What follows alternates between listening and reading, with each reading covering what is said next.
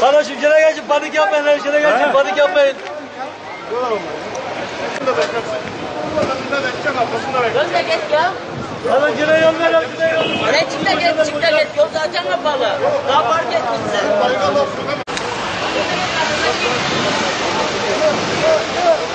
Allah Allah, kaza var ya. Alo. Manyak mı ne ya? Tamam, geliyor.